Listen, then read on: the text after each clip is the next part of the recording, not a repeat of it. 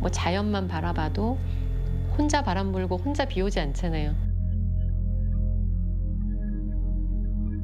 이번 이제 12월 13, 14일에 원형하는 몸 다음 시리즈인 빙빙빙 작업을 이제 공연을 하게 됐는데요. 작업 안에서는 비닐을 가장 그 핵심 소재로 삼고 있는데, 지금은 우리가 내가 살고 있는 이 지구상의 공간에서는 이 공기, 바람을 항상 우리가 이 환경 안에서 살잖아요. 근데 비닐이 가장 그거에 이제 바람과 환경에 가장 영향을 잘 받는 또 그런 이제 물성이라고 또 이제 생각도 들었고, 처음으로 이 작업을 쇼잉을 했던 공간이 서울역 뒤에 윤술이라는 공간이 있어요. 거기가 원래 쓰레기 소각장이었거든요. 옛날 시대에. 또 그 공간은 자연의 바람이 들고 빛의 영향을 굉장히 받아서 계속 수시로 그 빛의 이 물결이 굉장히 계속 달라져요. 그래서 계속 마치 그 원형하는 몸에서 이야기하는 것처럼 그 환경과 조우하고 있는 건 거예요. 그래서 그 공간을 상상하니까 제가 이 작업을 또 이렇게 창작하게 된 거라, 그런 환경을 이번에는 좀 색다른 공간에서 이제 공연을 하는데, 어떤 이런 감각과 청각을 조금 더 활성화시키는 어떤 그런 작업으로 좀 관객이 더 관계 맺을 수 있는 그런 작품을 지금 만들고 있습니다.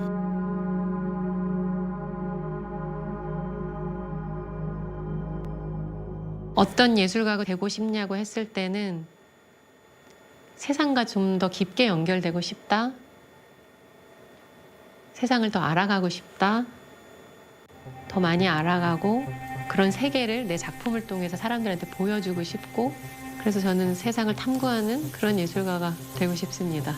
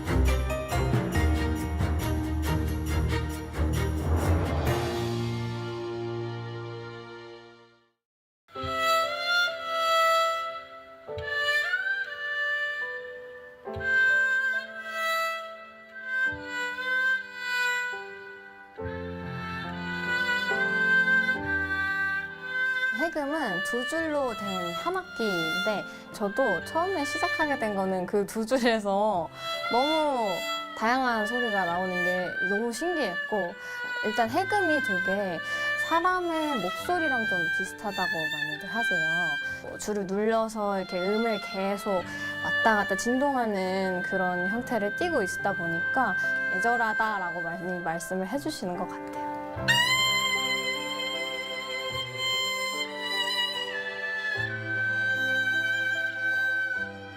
이 곡은 제가 좀 오래 좋아했던 친구에 대한 제 여러 감정을 담은 곡인데요. 슬펐던 마음, 혹은 뭐 고마웠던 마음, 이런 여러 가지 감정들을 한데 묶어서 마음이 담긴 곡이라고 할 수 있습니다. 현대적인 음악으로 이제 재구성하는 단계를 거칠 때 항상 중요하게 생각하는 거는 음악의 분위기를 해치지 않는 선에서는 뭔가 전통적인 주법들, 식임새 이런 전통의 냄새라고 할까요? 맛? 이런 걸 살릴 수 있는 요소들을 좀 집어넣으려고 하는 편이에요.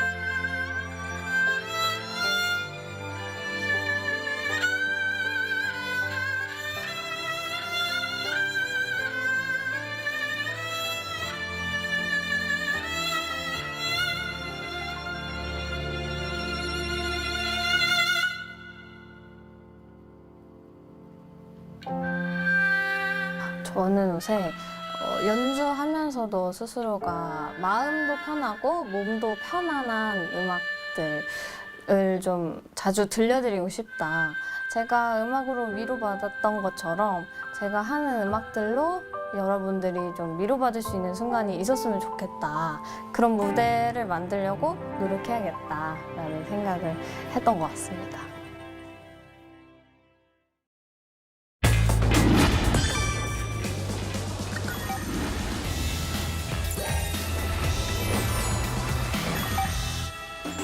Curious about Korea? And especially K-food? How familiar are you with Korean food? The sea on 3 sides, a mountainous terrain, and 4 distinct seasons. Thanks to these conditions, Korean cuisine bursts with diverse and unique flavors. Do you prefer sweet or spicy? A meat lover or a seafood connoisseur? Can't decide? There's got to be something here that you like. For Koreans, rice is foundational. It's a staple and the centerpiece to all meals in Korea. There's bibimbap, rice mixed with vegetables, gukbap, rice in hot soup, and kimbap is the demand around the world. For me, it's noodles over rice. Korea has amazing noodle dishes. Chuy ramen and cold naengmyeon to blow away the heat. A meat lover here, pork, beef, chicken, I like them all. Did you know that bulgogi is listed in the English dictionary? There's also the famous chimek, chicken and beer, which is the best combo for a night out with friends. Surrounded by the sea on 3 sides, Korea has a great selection of seafood, from raw fish to piping hot seafood soups. It's mouth-watering just talking about it. The 2 pillars of Korean condiments, gochujang and soy sauce. Ooh, what do you prefer? Gochujang. I like anything made with gochujang. In general, Koreans love spicy food. I prefer the soy sauce base. There's something about the salty and sweet that hits the right spot. I think even those who are trying Korean food for the first time will really like it. But that's not all. We can't leave out the street food. If you're in Korea, it's a must try. They are both treats for your eyes and mouth. How about it? Mouth-watering, right? Korean food, you've got to try it. Discover a whole new world of flavors.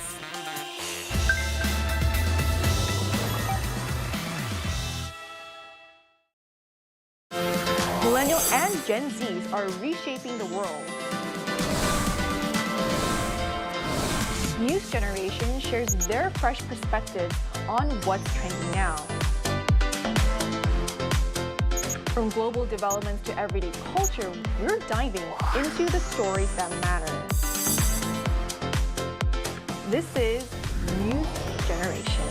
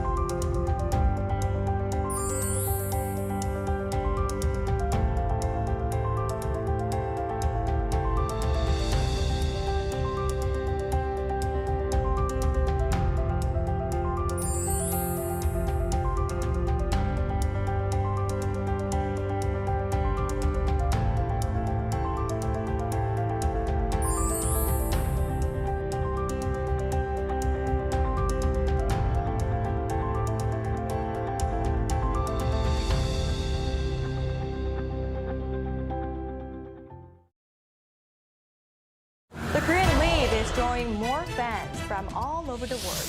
Local consumer prices continue to hover at the 2% since rate in April. Turning to robots to allow the visually impaired the chance to better indulge in cultural experiences. Like the number of hybrid cars are registered in South Korea has surpassed 2 million using its locally developed Yuri rocket.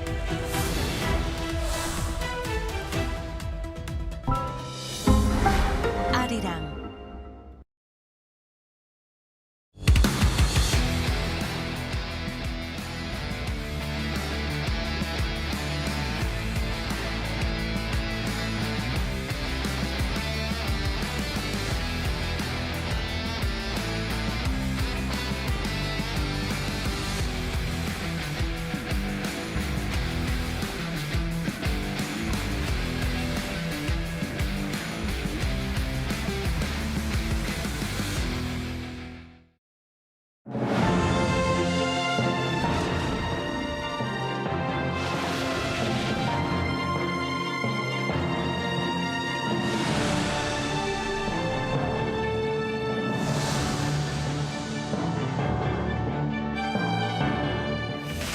In our headlines on this Tuesday, December 9th, here in South Korea. Speaking at a cabinet meeting earlier today, President Lee Jae-myung acknowledges the emergence of K-food as a significant export engine for South Korea and pledges to nurture it as a strategic industry. And today, the National Assembly marks the last day of this year's regular parliamentary session amid the presence of pending bills of much contention between rival lawmakers. Meanwhile, over in the US, President Donald Trump endorses the export of NVIDIA's advanced H200 computer chips to, quote, approved customers in China. The ancient words of wisdom claim the best way to a person's heart is through their stomach. Well, President Lee Jae-myung appears to agree and has pledged to further promote K-food as an important export engine. Our top office correspondent Yoon Jung-min reports. Nurturing K-food as a strategic export industry. That was the key message from President Lee Jae-myung during a weekly cabinet meeting that mainly focused on discussing measures to promote exports of K-food. 올해 들어서 지난달까지 K-푸드 수출의 규모가 역대 최고 실적을 경신했다고 합니다. 입맛을 사로잡는 것은 마음을 사로잡는 것이다. He added that interest in K-food originates from the popularity of K-culture, and it contributes to an increase in exports, stressing the importance of promoting Korea on a global scale. 관계부처는 해외 마케팅, 물류 지원, 관광 연계 상품 개발, 지식재산권 보호 강화 같은 종합 지원 방안을 마련하면 좋겠습니다. A special planning bureau dedicated to K-food exports will soon be launched. Other than diversifying export markets and items, an idea has been floated regarding creating a school to nurture chefs to meet the growing demand. We suggest creating a famous Korean food school, tentatively called Sura School. President Lee instructed his officials to review establishing specialized schools for K-food cooking classes. Other discussions included exporting surplus rice, as Lee said rice prices in Japan have tripled. 우리나라는 쌀 남아서 맨날 시끄럽죠. 일본도 계약재배 수출하면 어때요? Also on the table for Tuesday were methods to improve voting rights for overseas Koreans, such as expanding polling stations and introducing mail-in or electronic voting, as the president instructed his officials to make sure no one feels left alone. Yoon Jung-min, Arirang News. Today, that is Tuesday, December 9th, marks the last day of the National Assembly's regular session, and rival lawmakers have yet to find common ground on key issues of interest. I have our political correspondent An Sung-jin standing by with the latest. Sung-jin, welcome. So what have you been observing? Right, Sunny. So today marks the last day of the regular session at the National Assembly, and a plenary session is underway at the moment. The plenary session was supposed to start at 2 p.m., but the two main parties failed to reach an agreement on the agenda. So the leaders of the ruling and main opposition parties, as well as the National Assembly Speaker Won-sik, agreed to postpone the session to 4 p.m. Have a listen to what the two leaders had to say. We postponed the plenary session to allow both parties to gather consensus through their respective caucus meetings and to engage in further deliberation. We pushed the plenary session back to 4 p.m. to allow more discussion. We will bring more updates. Right then, Sung-jin, what are the major bills on the table today? Right, so some of the expected contentious bills were those related to the judicial reform, including the establishment of a special court division for insurrection cases and the bill to revise the National Assembly Act, which tightens the conditions for launching a filibuster, both of which will not be introduced today. Instead, the Democratic Party announced that it will be prioritizing non-contentious bills, opting for a slower pace.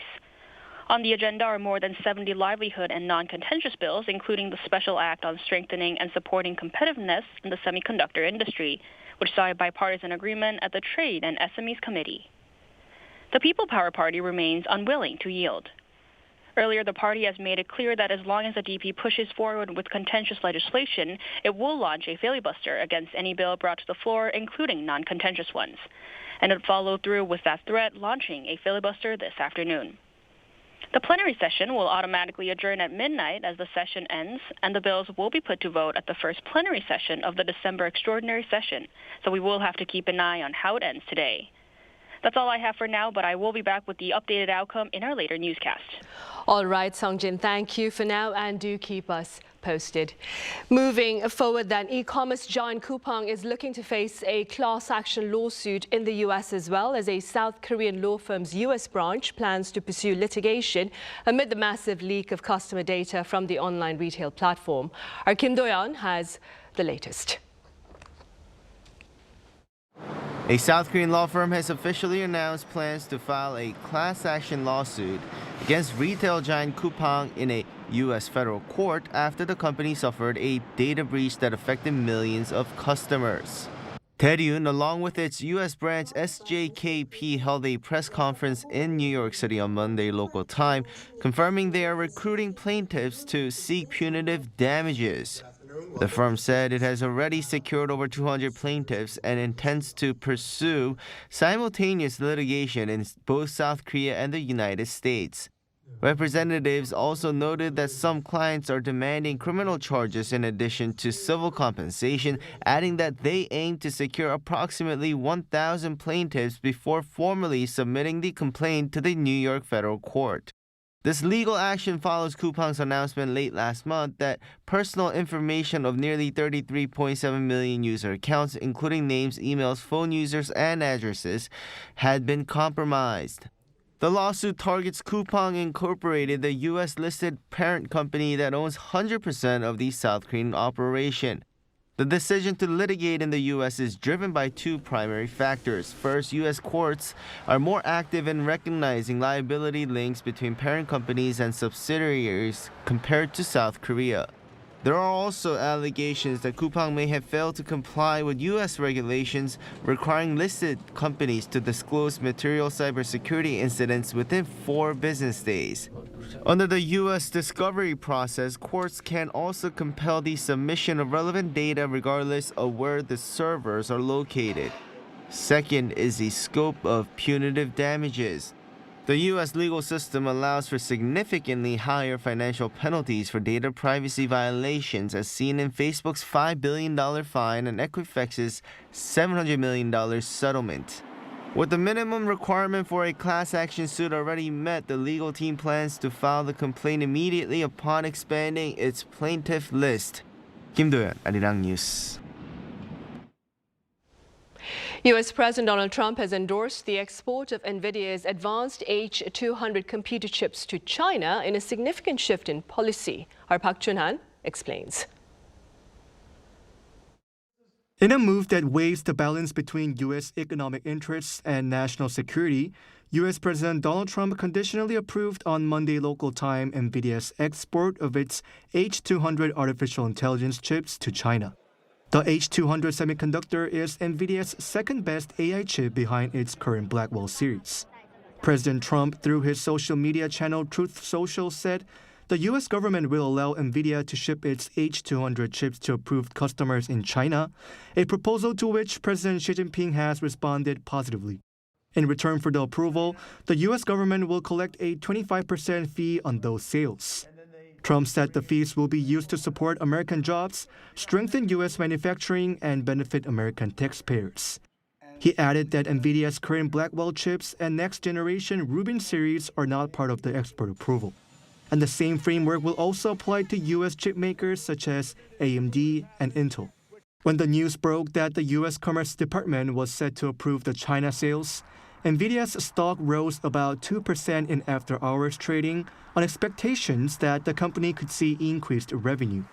In a statement responding to Trump's announcement, NVIDIA's spokesman said on Monday, "We applaud President Trump's decision to allow America's chip industry to compete to support high-paying jobs and manufacturing in America."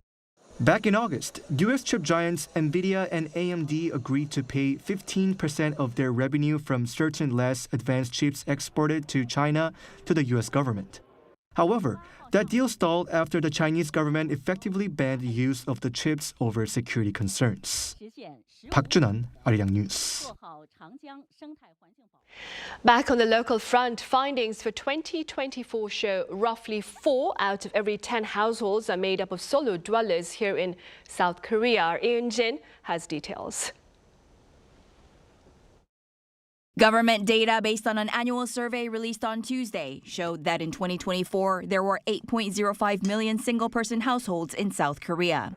People living by themselves made up around 36% of all households, making them the largest household category. Statistics Korea defines single-person households as one person who lives alone, earns their own income, cooks for themselves, and sleeps alone, a complete independent unit. Almost 20% of these single-person households were aged 70 or older, while 17.8% were aged 29 and under, making it the second consecutive year where the number of older single households exceeded the younger group. The increase in elderly single-person households has also led to increased demand for welfare services. With more than 60% of single-person households employed, the average annual income of people who live alone came to 34.23 million won. That's roughly $23,288. While this was a 6.2% jump from the previous year, it still stood at just 46.1% of the overall average income of all households.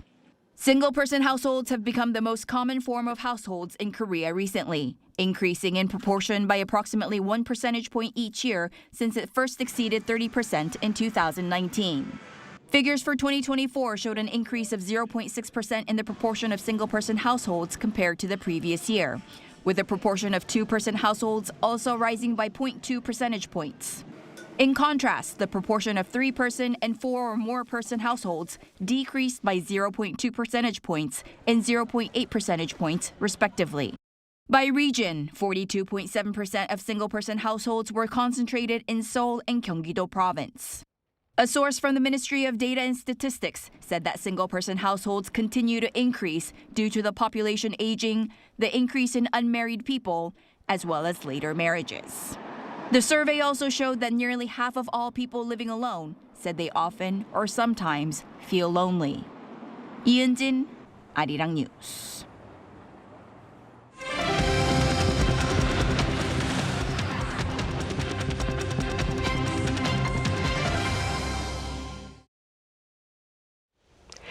South Korea says Russian and Chinese military aircraft entered its air defense identification zone earlier on this Tuesday morning. Now, Seoul's Joint Chiefs of Staff told members of the media here that 7 Russian and 2 Chinese military aircraft flew over the East Sea and southern waters.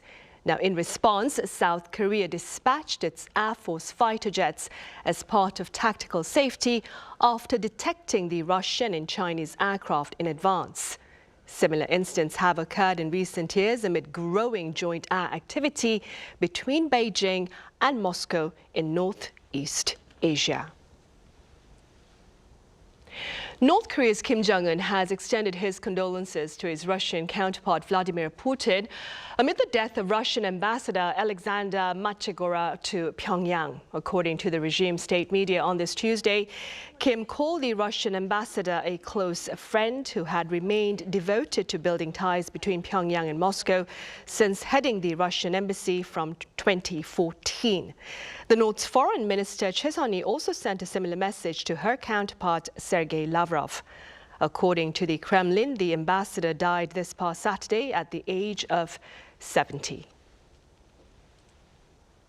In neighboring Japan, authorities there withdrew their tsunami warnings early on this Tuesday morning after a powerful earthquake shook the country's northeastern region late Monday, hurting dozens of people and forcing thousands to evacuate. Our Pyongyang reports. A magnitude 7.5 earthquake struck off the coast of Aomori Prefecture in northeastern Japan late on Monday night, shaking wide areas across the north of Honshu. It struck at around 11:15 p.m., and the epicenter was located at a depth of 54 kilometers. A strong magnitude 6.4 aftershock was recorded at 6:52 a.m. on Tuesday morning, followed by further aftershocks. Japanese officials now say the number of injured has risen to at least 30. One residential fire has been confirmed, and authorities warn the number of casualties and scale of damage may rise. Japan's Prime Minister Sanae Takaichi said the government is closely monitoring the situation and urged residents to take precautionary measures. I immediately instructed that timely and accurate information regarding tsunamis and evacuation be provided to the public, that measures to prevent damage, such as evacuation of residents, be fully implemented, that the extent of damage be ascertained as swiftly as possible. Takaichi also called on the public to protect their own lives first, urging residents to review evacuation routes, secure furniture, and remain prepared to flee immediately in the event of further shaking.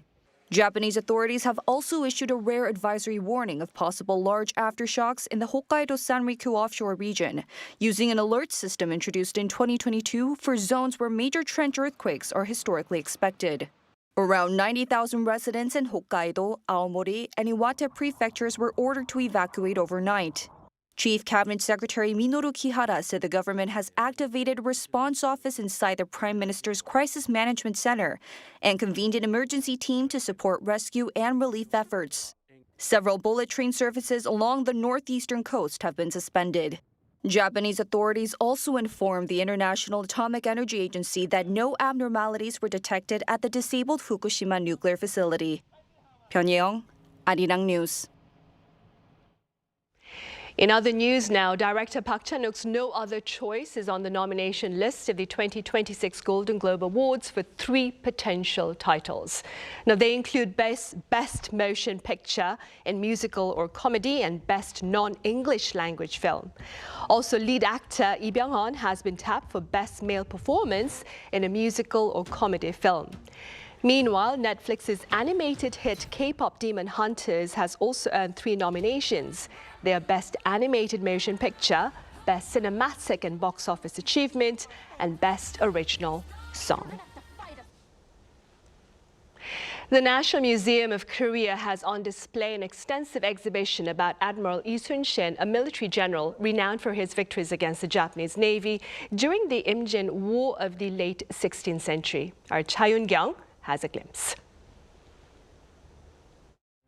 The Imjin-장초 are the drafts of the Imjin War reports on the military situation during the Imjin-waeran, or the Japanese invasion of Korea in 1592, that were sent to the king. The drafts contain valuable information about the military strategies, situation, and even plans to secure supplies. Those who seek death shall live. Those who seek life shall die. My whitening hair troubles me only because my venerable mother still lives above. In the Nanjung-ilgi, we can find an ordinary man who yearns for his family while reflecting on his responsibility as a commander.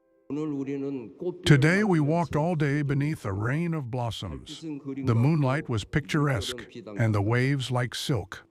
How a single human being, with such lyricism and tenderness in his heart, could still achieve 23 victories in 23 battles is beyond comprehension.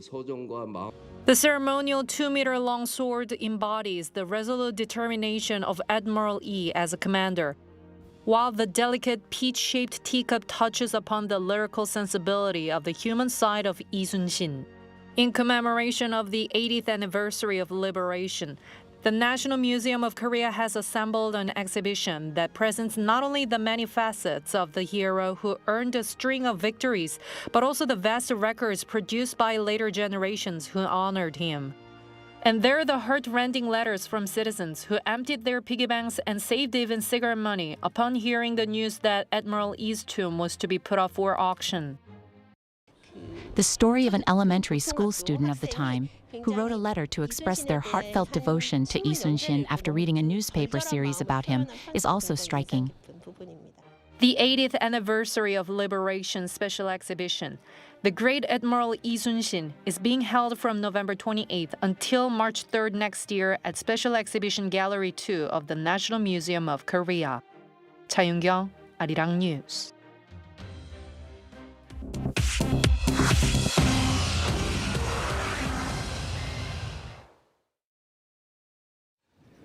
This is The World Now, bringing you everything you need to know from around the globe.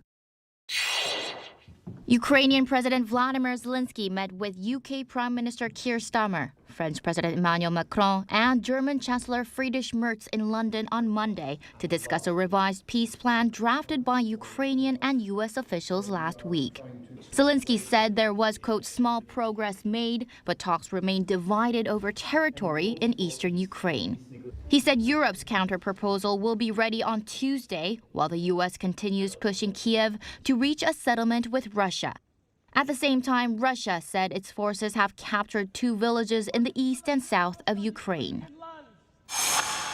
In the U.S. on Monday, Paramount Skydance launched a direct $108.4 billion offer to buy Warner Bros. Discovery, aiming to surpass Netflix's separate plan to acquire the company's studio and streaming network. Paramount said its $30 per share proposal delivers more cash and a higher chance of regulatory approval. Warner Bros., which named Netflix the preferred bidder on Friday, said it will review Paramount's new offer and respond within 10 business days. At the same time, President Donald Trump said the Netflix-Warner deal, quote, could be a problem due to market share, but later said he needed to review the numbers. He also said he will be involved in the federal approval process. In the U.S. on Monday, Alina Habba resigned as New Jersey's acting top federal prosecutor 1 week after a U.S. appeals court ruled she had been unlawfully serving as U.S. attorney for the state. Attorney General Pam Bondi accepted the resignation and said the ruling made it impossible for Habba to continue in the role. The court found that Habba's appointment by U.S. President Donald Trump bypassed required Senate confirmation and likely affected multiple criminal cases in the state. Habba will remain at the Justice Department as a senior advisor and plans to seek further review of the decision. In the UK, Liverpool forward Mohamed Salah has accused the club of, quote, throwing him under the bus after being left out of the 3-3 Premier League draw at Leeds United, his 3rd straight match on the bench. Salah said he is being blamed for the team's drop in form this season. Manager Arne Slot said the decision was tactical and confirmed Salah has not traveled to Italy for Tuesday's Champions League match at Inter Milan. Salah leaves for the Africa Cup of Nations with Egypt on December the 15th. Chu Ji-hyun, Arirang News.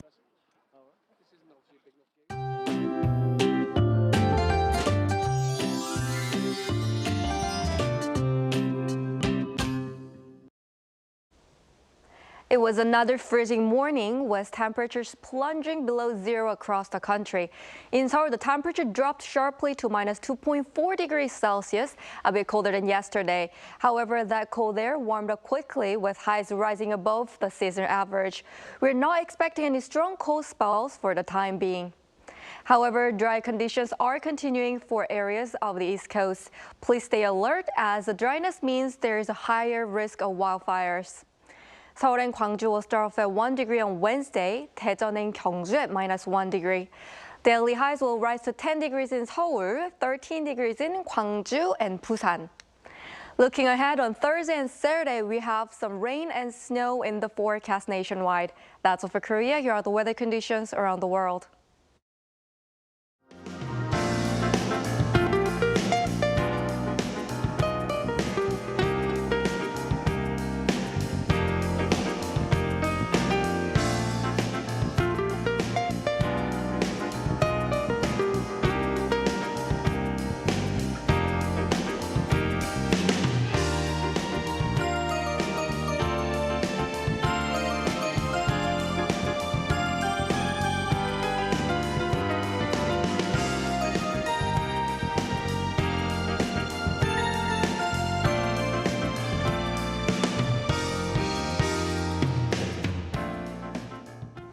Those are the headlines at this hour here in South Korea. As always, thank you for watching.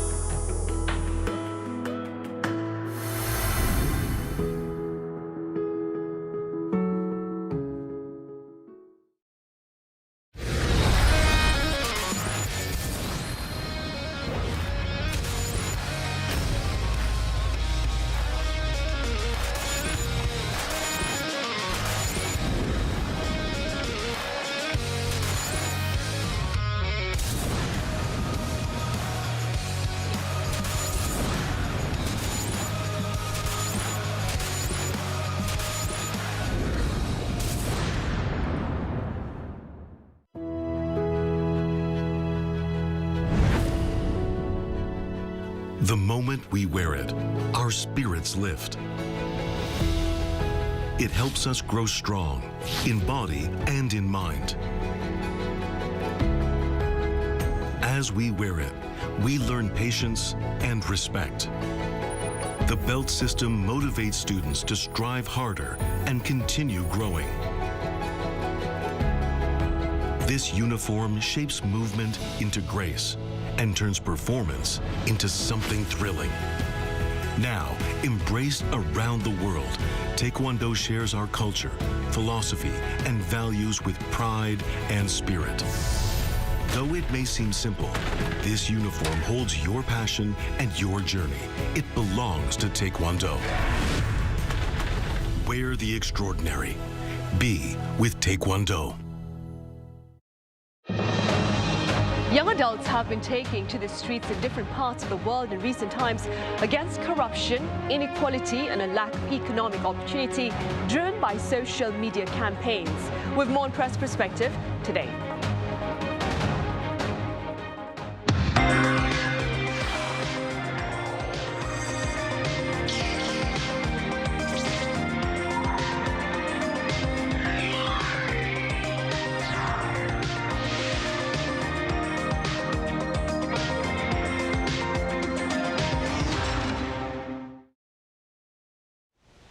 Hello and welcome to Press Perspective for this Tuesday, December 9th here in Seoul. I'm Min Sun-hee.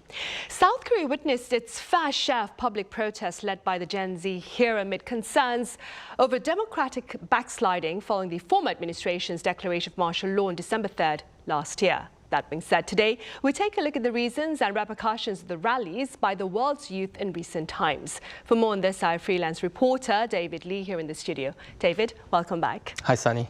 I also have Camille Ruiz with French Radio News Network RFI here in the studio. Camille, it's great to have you back. A pleasure, Sunny.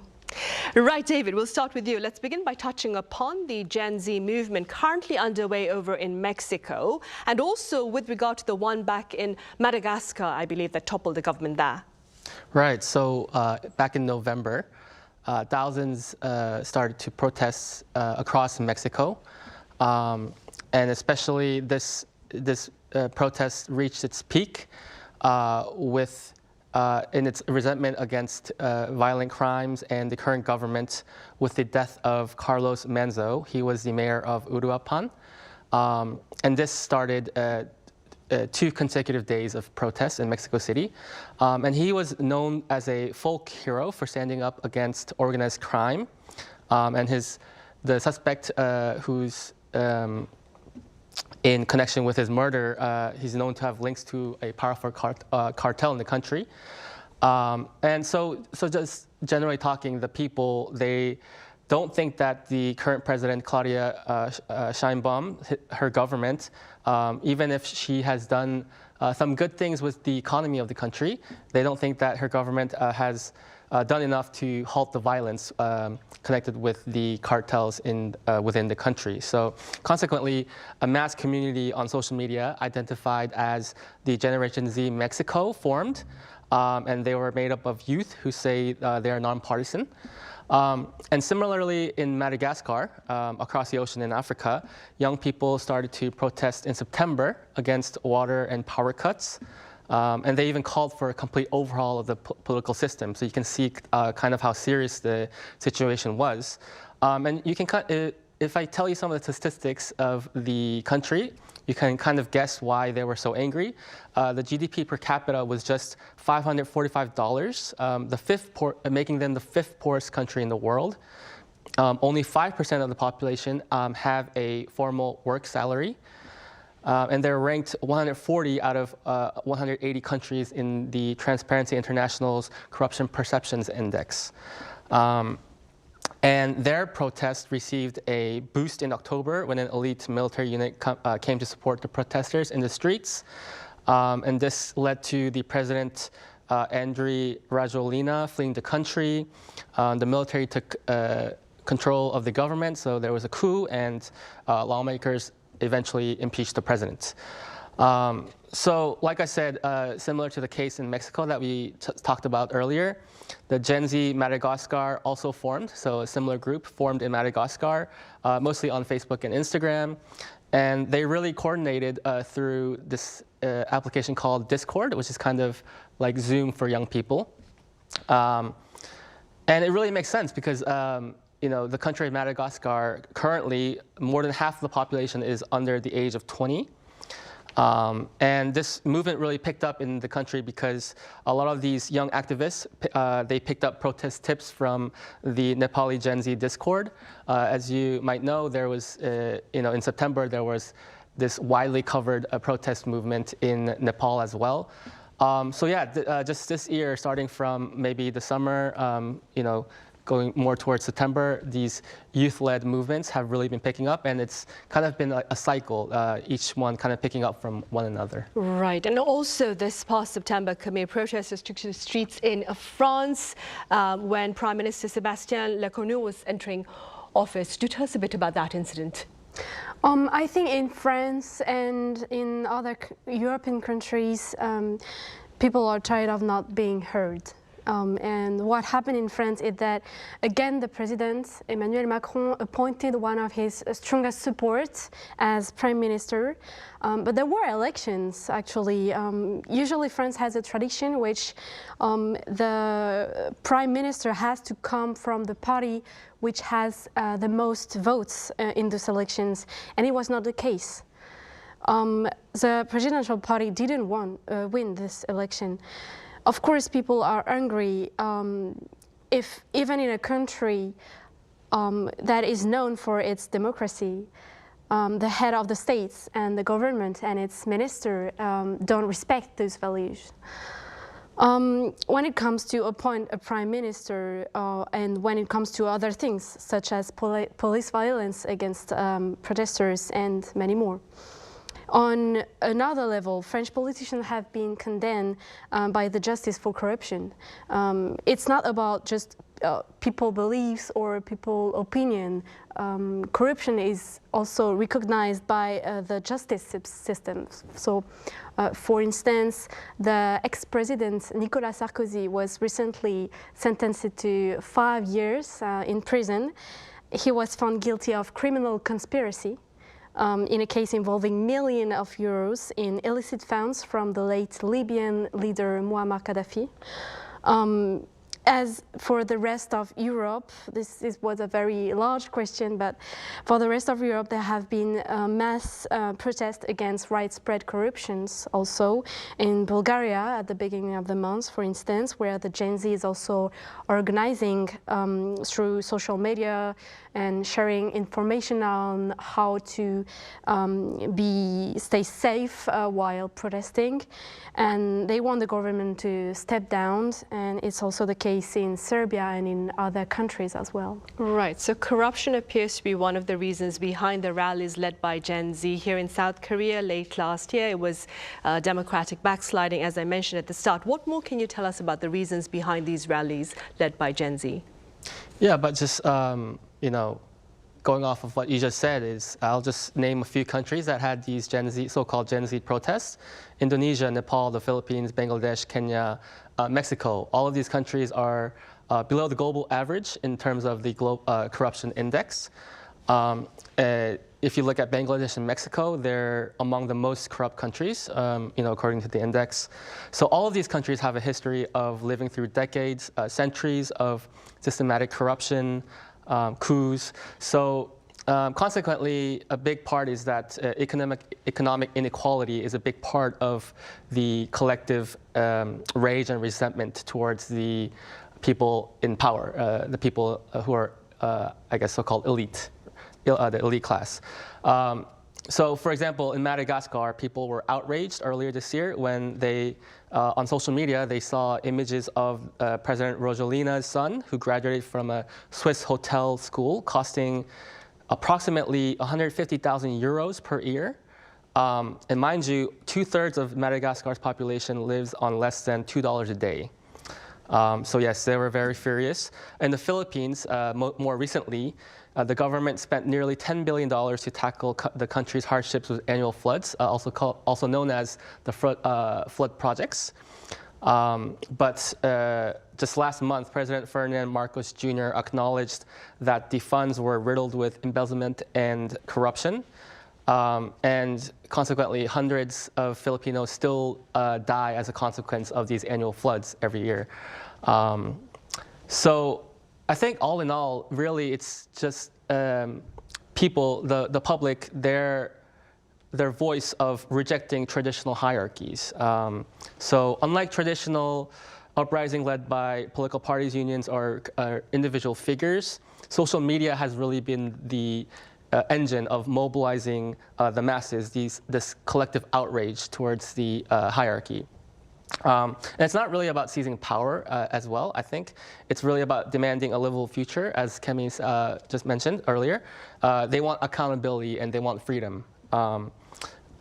So even in war-torn areas, there were some that I saw during from Palestinians who were facing very dire situations, but there were still, I guess you could call them kind of influencers because they had amassed thousands or millions of followers. But yeah, even in these war-torn regions, activism still lives on through Instagram, TikTok, social media. And as the Gen Z Madagascar, the youth movement in Madagascar, learned from Nepal's case, these young minds, they inspire each other, they grab onto ideas from each other, inspiration from each other, and I think these common ideals just really thrive in this digital space today. Right, right indeed. And corruption in itself, of course, as David mentioned, and you did as well, Kami, earlier, has been driving these campaigns by the Gen Z. This being said, let's touch upon the Corruption Perceptions Index that David mentioned earlier. The most recent findings are the findings for the year 2024, and they show the global graft remains quite high. Let's start off by walking through the findings for 2024. Yeah, so this report is published every year by Transparency International, which is a global coalition against corruption. And you may wonder how we can measure the corruption of a country. Well, based on experts' views and on the level of corruption in the public sector. And now in 2024, in the 2024 reports show that more than 2/3 of the countries scored below 50 out of 100. And on the top of the list, we have Denmark with a score of 90. And South Korea, since 2017, ranks higher or maintains its rank almost every year. And last year, South Korea ranked 30th out of 180 countries. So to give you an idea, if we compare with other countries in the region, Japan is 20th, and China is very low on the ranking in 76th place. But still, South Korea is above some European countries like Portugal, Spain, Italy, and even France. And I just want to add that the coalition which conducted this ranking note in the report that corruption may have links with climate-related actions. So my colleague David earlier told us about floods, about this kind of climate disaster. And for instance, environmental defenders are at for higher risk of violence, intimidation, and even murder in countries with high corruption levels. And the reports say that in Asia Pacific in general, I quote, the region most prone to natural disasters, governments are still not delivering on anti-corruption pledges. Right, unfortunately then. David, meanwhile, what has been the response to South Korea's ranking? As Kami just said, we ranked 30th out of 180 countries in terms of corruption perception last year. Right, so when this fact was published, the Anti-Corruption and Civil Rights Commission, they released a statement. And in that statement, they emphasized that they would focus on strengthening laws and principles while spreading a culture of integrity. But I really think if you look back in the recent history of South Korea, I think the government needed to make some checks in its system to prevent further abuse of power. For example, the anti-graft law, which was implemented in 2016, this was in place to prevent cases of bribery. And not just for politicians, but it actually extends to even private school teachers and even journalists, such as myself and Kemi. So, and these place strict limits on gifts, meals, monetary and non-monetary exchanges to prevent undue influence. And then there's also the Conflict of Interest Prevention Act, which is in enactment in its third year. So the Commission, if I continue on its statement, it also emphasized to focus on investigating hiring practices and institutions. And yeah, we've had previous cases where children of politicians or other famous individuals, they received preferential treatment at universities or organizations.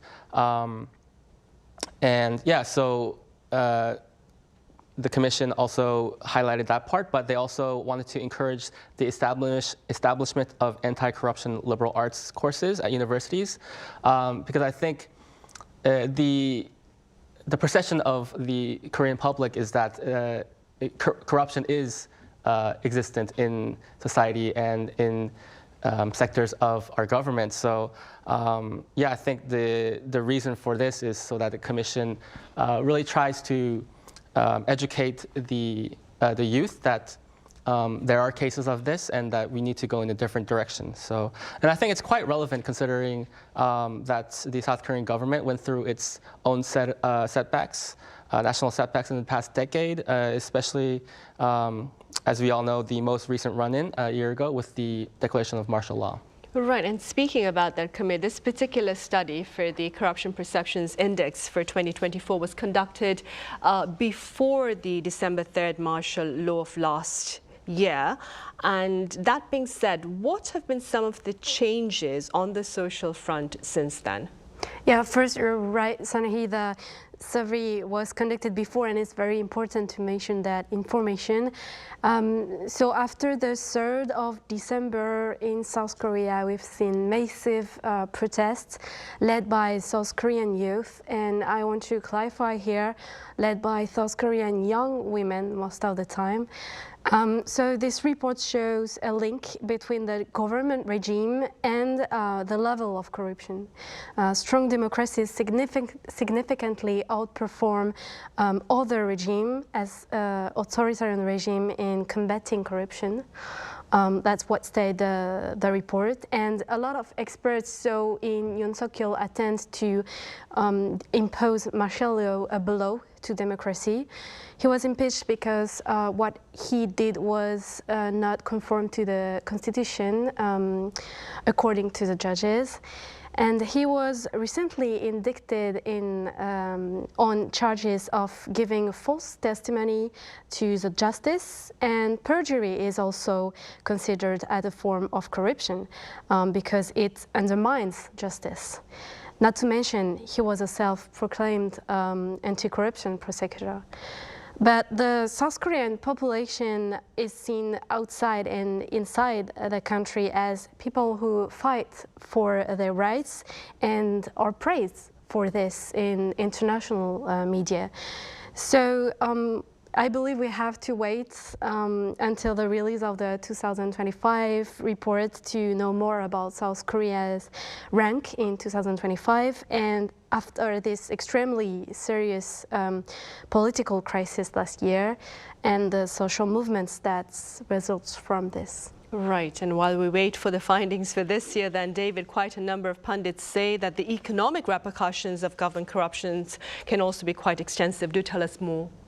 Yeah, I think first of all, I think there's a high chance of distorting the market mechanisms, the natural flow of, I guess, how the market operates by favoring select few firms or organizations. But there are also some empirical evidence, I think, and just some examples that I wanted to point out. A study by Mo Pak-hung of Hong Kong Baptist University.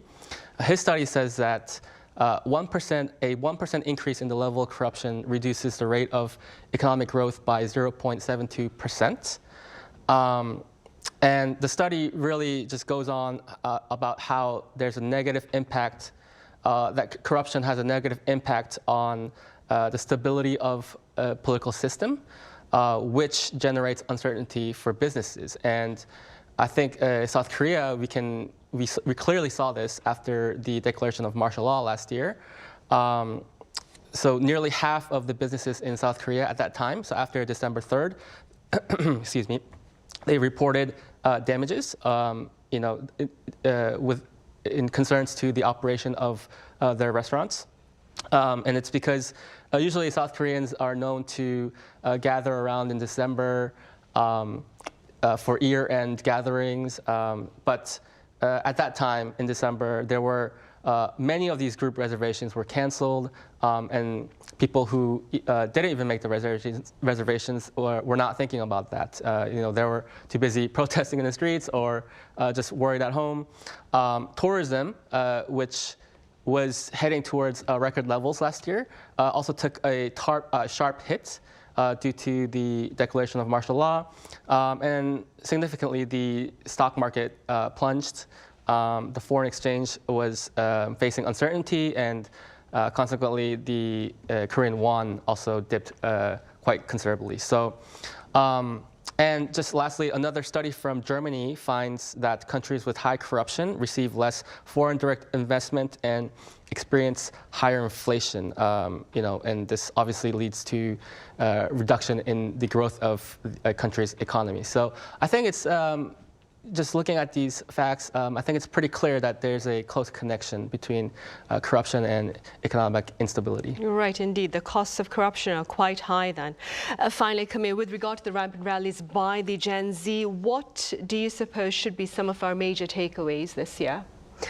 I'm going to start with a very basic answer and solution, a very consensual answer, I may say, but still a lot of governments don't get it. So, yeah, I would say no violence against the population. There were plenty of cases where repression was used as a tool to control people. But still, Gen Z stands for their rights and risk sometimes their own life to do it. They are determined. They are able to be organized and have an impact on their environment with social media and digital tools, usually used for other purpose. And sometimes I still can hear people saying, complaining about youth and how they are lazy or jaded. But it's not true. Their accomplishments around the world and their will to work and be active in society are documented. And it is up to the government and to the society to support them as much as possible. They want basic rights, as David earlier said, to be able to study, work, and be healthy in a great environment. But with corrupted elites and politicians, it's barely possible. The less corrupted countries are also the happiest. Look at Finland or Denmark, for example. So I think governments around the world have to listen to their voices, or they will be asked to step down if they go beyond limits. It implies respecting democracy and equality, and setting up climate-related actions to preserve nature, and implementing reforms in education, infrastructures, and healthcare. Right, indeed. So peaceful protests for productive social change should be respected then. Right. All right, Camille, as always, thank you very much for your time and your thoughts today. Thank you, Sunny. And David, thank you so much for your insights. Thank you. Right, on that note, we end this edition of Press Perspective. We return same time tomorrow, so do join us then, and thank you for now.